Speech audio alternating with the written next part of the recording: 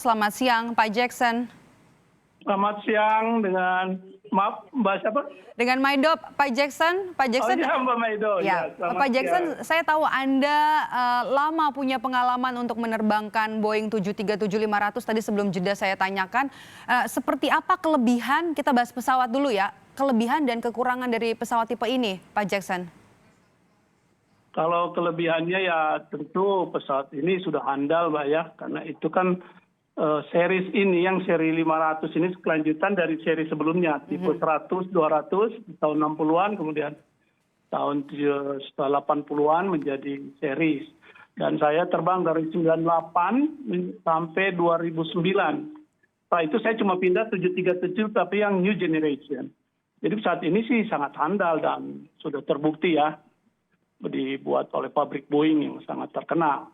Kalau kekurangannya sih saya bilang nyaris ya nggak ada ya. Kalau suatu jenis pesawat ada kekurangannya juga airlines tidak mau pakai gitu. Pak. Tapi untuk pengalaman Anda dengan pesawat Boeing 737-500 ini, Pak Jackson? Pesawat apa ini saja? adalah jenis 737 yang paling pendek. Jadi dari bodinya, lingkarannya itu sama, tapi dia yang paling pendek.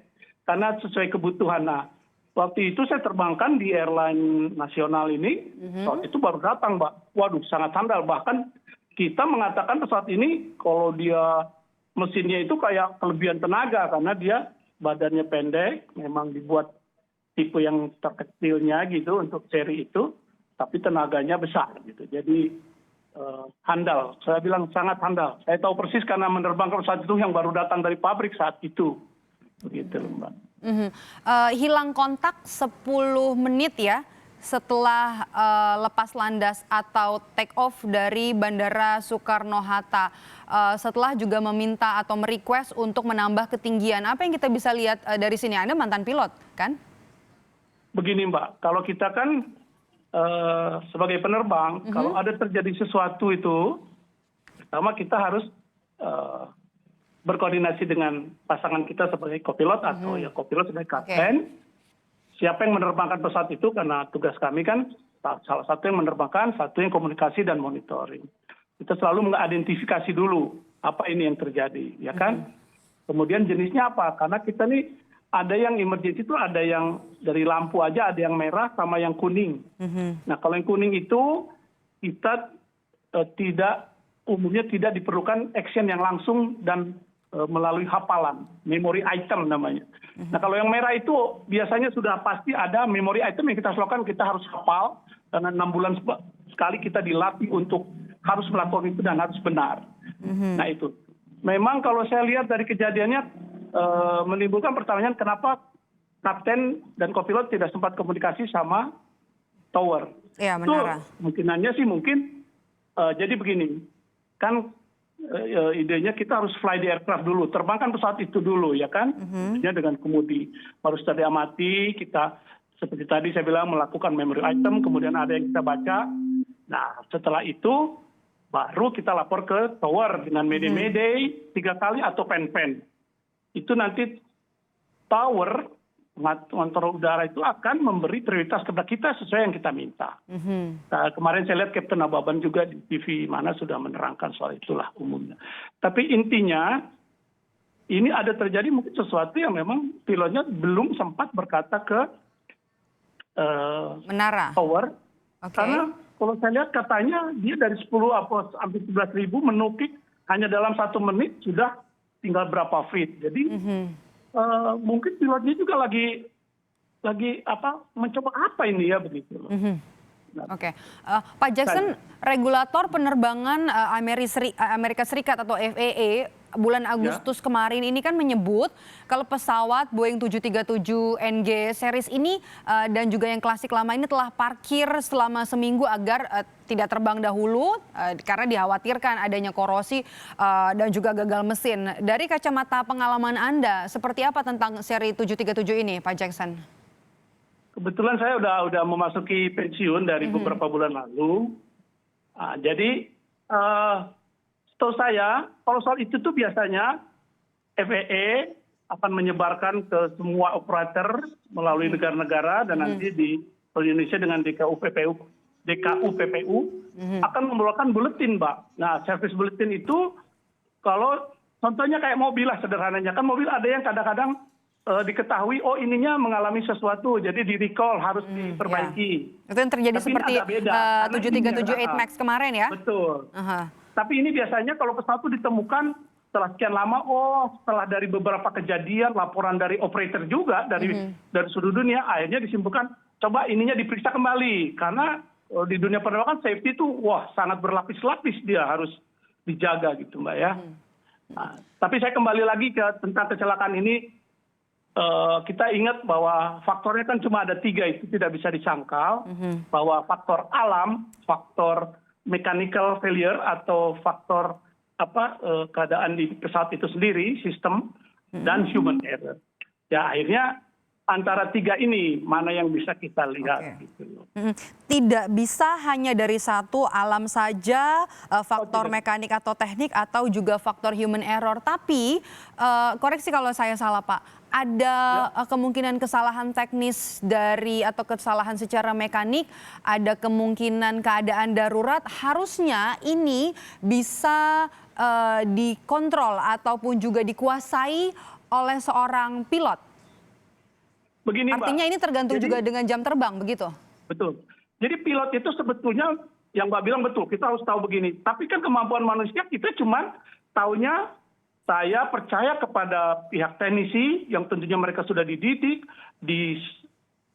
diberi sertifikat, license, bahkan harusnya juga ya istilahnya dengan sumpah lah ya, bahwa dia mengerjakan. Dan kita nih pilot, datang ke pesawat itu cuma melihat buku laporan. Buku ini sudah ditandatangan, laporan sebelumnya ada, semua sudah, bila ada kerusakan kecil sudah diperbaiki, terus sudah ditandatangan sama mekanik. Bahkan kita ketemu langsung dia. Mas ini bagaimana? Sudah. Bahkan kita pun harus ikut namanya walk around check. Kita harus berputar itu saat kita lihat lagi. Padahal pihak teknik sudah melakukan. Tapi kita kan tidak bisa masuk sampai ke mesin. Jadi kita percaya sama pihak teknik. Kedua, bukan hanya teknik, Mbak. Pasasi bagian load master juga kan dia menaruh-naruh barang. Dia akan lapor, Captain di sini ada ini, barang ini, kargo sekian letaknya di sini. Ada barang yang berbahaya, tapi berbahaya dalam dangerous goods yang bisa dibawa. Aturannya secara internasional sudah saya tinggal ngecek. Oh iya, kami juga kan mempelajari itu tentang dangerous goods. Dan saya harus tanda tangan. Gitu loh, Mbak. Nah itu kan saya harus percaya sama mereka semua. Nah itu. Tapi setahu saya dimanapun airline tidak ada orang yang mau melakukan sesuatu dengan sembrono tentunya. Ketika pesawat dalam kondisi tidak layak terbang begitu ya? Kalau itu pun terjadi memang ya di luar kemampuan kita sebagai kayak saya udah nggak tahu lagi. Karena kalau Mbak kita lihat di Discovery Channel atau National Geographic tentang aircraft investigation, itu kan ada juga kejadian begitu yang kuat gitu disebut tekniknya salah, lupa ini. Nah itu manusiawi, makanya menjadi pembelajaran.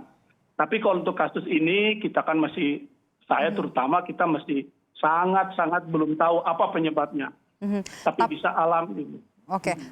Kita bicara soal pengalaman Anda sebagai mantan pilot, Pak. Ada berbagai macam faktor-faktor yang mempengaruhi. Tadi kita bicarakan soal kemungkinan kecelakaan sebuah pesawat. Ada faktor alam, ada faktor kemungkinan kesalahan teknis. Anda punya pengalaman soal ini, Pak Jackson?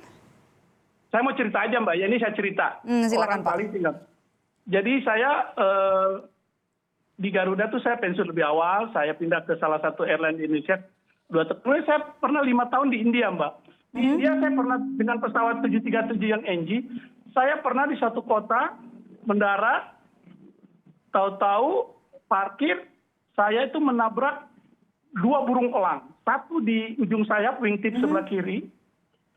Itu hanya memang burung elang lah ya. Ya bisa bayangkan elang sebesar apalah ya. Lebih kecil dikit dari ayam kali ya. Itu si kaca lampu yang di ujung wingtip itu pecah, Mbak, hanya dengan impact yang burung, tapi kecepatan kita pada saat mendarat hampir let's say 260 km per jam ya. Nah, lalu apa yang terjadi, Pak? Yang satu lagi ada di nosewheel, Mbak, hidung yang depan itu, di strapnya itu, di batang yang besar itu, persis di tengah-tengah, itu kami terheran-heran, bahkan orang-orang India, TNI dan Asasi yang lihat itu kita terkagum-kagum. Cuma kepala burung kayak lambang Metro TV. Dan persis menghadap ke depan di salah satu tengahnya Nosville Strat itu yang batangnya itu. Sampai kaget kayak dipotong dengan pisau tajam. Jadi saya cuma mengatakan bahwa kita tahu ilmu gaya fisika kan kalau benda sesuatu kecil apapun kita tabrak dengan kecepatan yang tinggi, itu akan terjadi impact dan daya yang sangat besar. Ya kan Mbak ya? Nah jadi itu yang kejadian. Saya juga pernah hampir menabrak balon Mbak di daerah Jawa Tengah pada saat akan ke Semarang, itu awal-awal akhir-akhir tahun 90-an. Pakai pesawat jenis yang ini, klasik ini yang seri 300, 400, 500 ini Mbak.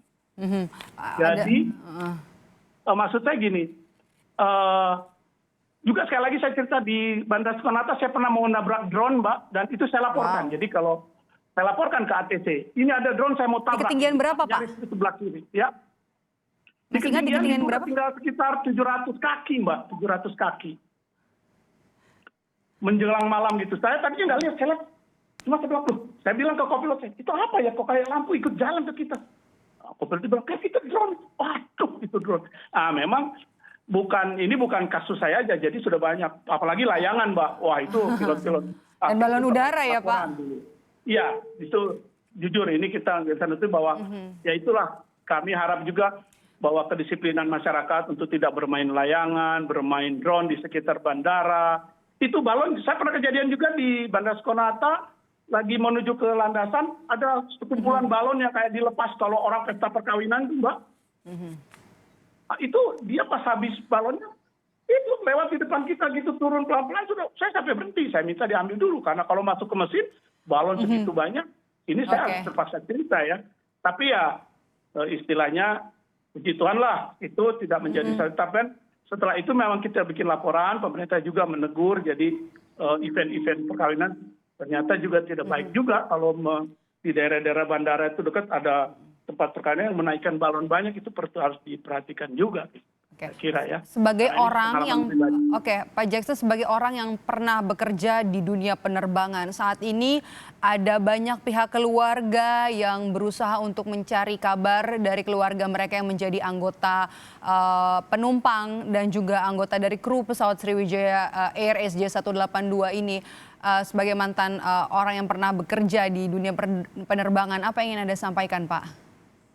Oh ya, pertama-tama dengan rasa sedih duka yang dalam, saya teringat Kapten Afan itu pernah jadi kopilot kami di airline nasional, dan beliau itu dari penerbang Auri pindah ke penerbangan kami di penerbangan nasional ini, dan saya sering terbang sama beliau lah. Orangnya memang sangat baik, sangat santun, kita enak. Saya jadi terbayang pada saat itu, timbul kembali kenangan-kenangan saat itu. Atas nama pribadi dan keluarga juga, untuk keluarganya dan juga keluarga semua kru, kami ikut berduka, dan semoga Tuhan memberikan yang terbaik untuk kita semua. Inilah resiko, salah satu resiko tugas kita sebagai penerbangan. Jadi makanya kita pilot itu, orang Amerika bilang the civil heroes, karena memang penerbangan kita sangat beresiko. Tapi ya semoga Tuhan memberi yang terbaik bagi kita semua. Jadi kami cuma bisa menghimbau untuk juga pada kru dan juga terutama yang penumpang mungkin ya tidak usah juga terus jadi trauma atau takut naik pesawat, karena saya selalu bilang sama siapapun yang bertanya takut mana di darat sama di udara, saya bilang ya saya kadang-kadang lebih takut di darat. Saya sudah seumur hidup saya pernah 3 kali di setiap ditabrak orang dari belakang. moda transportasi selalu ada ya Pak? Ya, saya pernah 3 kali ditabrak mobil dari belakang, Mbak. Orang lupa ngerem gitu loh. Karena saya ngerem, lupa ngerem, tapi begituan di pesawat ya saya ngalami ya begitu-begitu aja. Pernah mengalami kegagalan hidrolik, sampai saya harus cium sama kaptennya di tahun 80-an di Balikpapan. Saya pernah cium tanah juga karena hidroliknya habis, pesawatnya begitu berat. Kami berdua dengan gemetar mendaratkan pesawat itu, hampir nggak mampu. Makanya begitu turun di pesawat kita cium tanah. Itu aja yang paling saya merasakan paling Pengalaman dalam yang hidup tidak saya. terlupakan ya. Terima kasih. Sekitar tahun 85 ya. Ya, Pak Jackson, terima kasih sudah Ya, berbagi Mbak. pengalaman bersama kami. Jackson Pandirot, Terima kasih. mantan pilot, sudah bergabung bersama kami dan juga berbagi pengalaman di Breaking News Kompas TV. Sehat selalu Pak Jackson.